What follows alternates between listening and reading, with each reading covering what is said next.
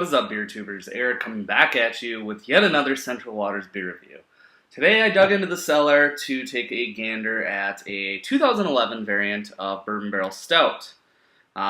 This beer was brewed in 2010, sat in barrels for 6 months in 2011, and then released in late 2011.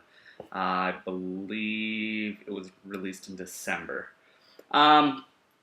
This is probably the most highly sought after variant of the Bourbon Barrel beers that they do that are available in 4-packs.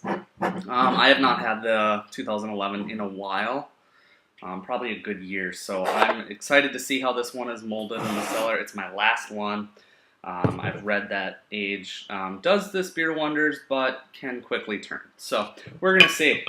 Clocks in at 10% alcohol by volume.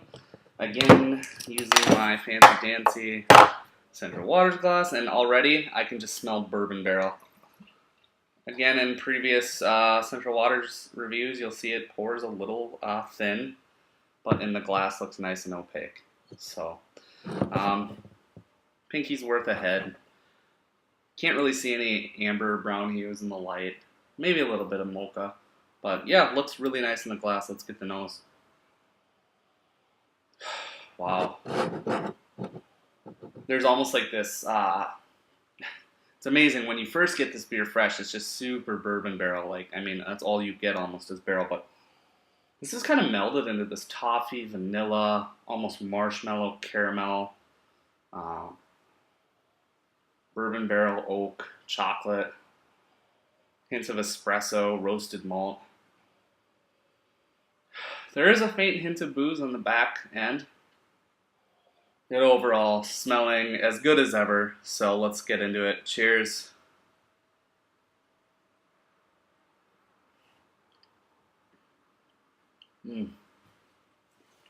Wow. It's amazing what time can do for a beer.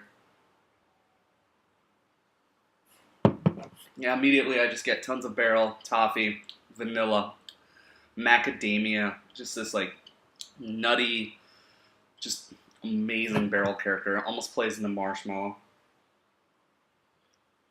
And then there's wafts of the base stout there, the chocolate, and I believe the base stout is an amped up version of their Satin Solstice, if I didn't say that in the previous review.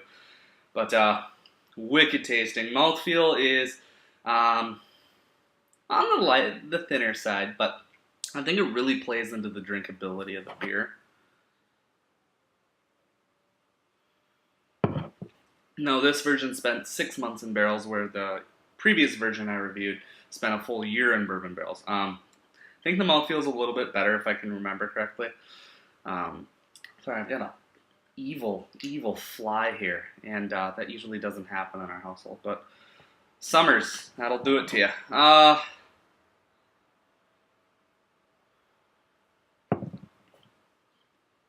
Yeah, poured it probably at 50 degrees. I'm going to let it warm up and enjoy the rest of the bottle over the course of the next hour or so. Standard MO for me, and good beer. I think this one, again, is one of their highest sought-after beers. For me, it is probably number 2. I really like the cherry, and I really like Peruvian Morning when it's not infected.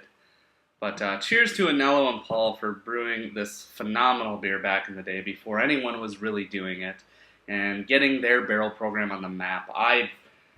I've read some statistics on how many barrels they have, and it's quite alarming what's in barrels right now. So look for these guys to keep just putting out amazing barreled beer and amazing beer in general. For me,